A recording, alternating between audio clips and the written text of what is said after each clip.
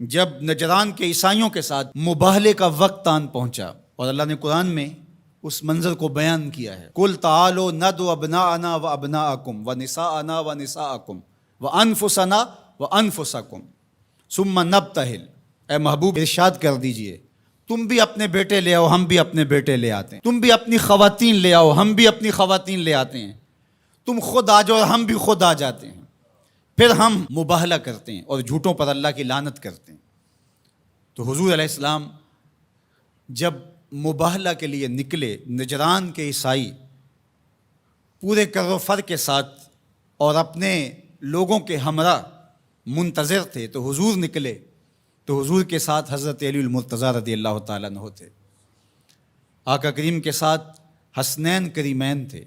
اور سیدہ فاطمہ رضی اللہ تعالیٰ عنہا تھی۔ اس طرح کہ حضور نے حسنین کریمین کے ہاتھ تھامے ہوئے تھے اور پیچھے سیدہ فاطمہ تو زہرا رضی اللہ تعالیٰ عنہا چل رہی تھی، اور سیدہ فاطمہ کے پیچھے حضرت علی المرتضیٰ چل رہے تھے۔ حضرت فاطمہ پردے کے حصار میں تھی، لیکن اس کے باوجود عورت کا باہر انتہائی مجبوری کی حالت میں اللہ کی توحید کی گواہی دینے کے لیے نکلنا بھی پڑا۔ تو اطراف میں بیٹے ہیں، سامنے باپ ہے اور پیچھے شوہر ہے، اور ماحول مدینے کا ہے، سارے چاہنے والے اور محبت کرنے والے ہیں، اور یہ شہزادی کونین وہ ہیں کہ اگر یہ گھر سے نکلیں تو کائنات کی آنکھیں خم ہو جائیں اور پلکوں پر پردے آ جائیں، لیکن اس کے باوجود جب نکلتے ہیں، بلکہ میں نے کہیں پڑھا کہ آپ کے قدموں کے نشان پر حضرت علی المرتضیٰ رضی اللہ تعالیٰ عنہ قدم رکھتے کہ قدموں کا نشان بھی باقی نہ بچے۔ عورت کو گھر سے نکلنے کے لیے یہ ایک ضابطہ دیا کہ بامر مجبوری عورت کو گھر سے نکلنا بھی پڑے تو اس کو اپنے محرم کے ساتھ کس احتیاط سے نکلنا پڑے گا۔ اللہ اکبر! یہ ملکوتی قافلہ، یہ تقدس مآب قافلہ جو 5 نفوس پر مشتمل تھا، جس پر میرے حضور نے ارشاد فرمایا، اللہم ہؤلاء اہلی، اللہ یہ ہیں میرے اہل، یہ ہیں میرے گھر والے۔ اللہ اکبر! میری کل کائنات یہ ہے، اور آج تیری توحید کی گواہی کے لیے، سچائی کی گواہی کے لیے، مباہلے کے لیے لے کر کے پیش ہو رہا ہوں۔ اللہ اکبر! اب جب مباہلے کا وقت آیا اور ان لوگوں کو دیکھا تو ان کا جو بڑا پادری تھا، اس نے اپنے سارے پادریوں کو مخاطب کر کے کہا، واللہ میں وہ چہرے دیکھ رہا ہوں، اگر یہ کہیں کہ یہ پہاڑ یہاں سے اٹھ کے ادھر ہو جائے تو سرک کے پہاڑ ادھر ہو جائے گا، اور اگر تم نے ان سے مباہلہ کر لیا تو میں یہ یقین رکھتا ہوں کہ کوئی عیسائی باقی نہیں رہے گا، اور اگر اپنی بقا چاہتے ہو تو پھر راستہ بدل لو، پتلی گلی سے نکل جاؤ۔ اور وہ بھاگ گئے، کیوں کہ یہ وہ تقدس مآب چہرے ہیں کہ اگر یہ پہاڑ کو کہیں اپنی جگہ سے ہٹ جا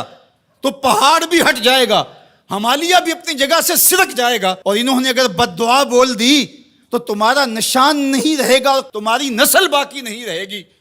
میرے ان جملوں پر اور میری اس گفتگو پر تھوڑی دیر ٹھہر جائیں۔ انہوں نے کہا کہ اگر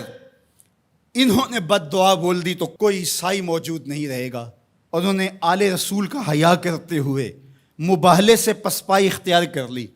آج دنیا کے جس خطے میں بھی آپ چلے جائیں، آپ کو جیسے بھی عیسائی ضرور ملیں گے، ان کا مذہب جس صورت میں بھی ہے بہرحال موجود ملے گا، لیکن جنہوں نے حیا نہیں کیا اس یزید کی نسل آپ کو کہیں بھی نہیں ملے گی، اس شمر کی اولاد آپ کو کہیں نہیں ملے گی، ابن زیاد کی نسل آپ کو کہیں نہیں ملے گی۔ میں نے تو دنیا گھومی ہے، مجھے آج تک کوئی شخص نہیں ملا جس نے کہا میں یزید کی اولاد سے ہوں، آج تک کوئی شخص نہیں ملا جس نے کہا کہ میں اتنی پشتوں میں جا کے خولی سے ملتا ہوں، کسی نے یہ نہیں کہا کہ میں شمر کے نسب سے تعلق رکھتا ہوں، لیکن کائنات کے جس کونے میں گیا ہوں کسی نے کہا میں موسیٰ کاظم کی اولاد سے ہوں، کسی نے کہا میں جعفر صادق کی اولاد سے ہوں، کسی نے کہا میں امام علی رضا کی اولاد سے ہوں، میں حسنی سید ہوں، میں حسینی سید ہوں۔ تو یار نام تو ان کا باقی رہا، تو یزید کا تو نشان مٹ گیا، تشخص بھی مٹ گیا، اور حسین کے روزے پہ آج بھی جھنڈے جھولتے دکھائی دیتے ہیں۔ فخر کا دل میں دریچہ باز کرنا چاہیے، جن کا تو آقا ہے ان کو ناز کرنا چاہیے۔ ہمارے لیے فخر ہے کہ ہم حسینی ہیں، حسینی ہونا اعزاز ہے، حضور کی آل کی محبت اور ان کی ولا یہ ہمارے سینوں کا اجالا ہے، یہ باطن کی روشنی ہے۔ اقبال کہتا ہے کہ آج اگر آپ میرے اندر ایمان کی حرارت دیکھتے ہیں اور اسلام کا حقیقی فلسفہ اگر میرے نوک قلم سے ٹپکتا ہوا دیکھتے ہیں تو یہ نور، یہ اجالے اور یہ روشنیاں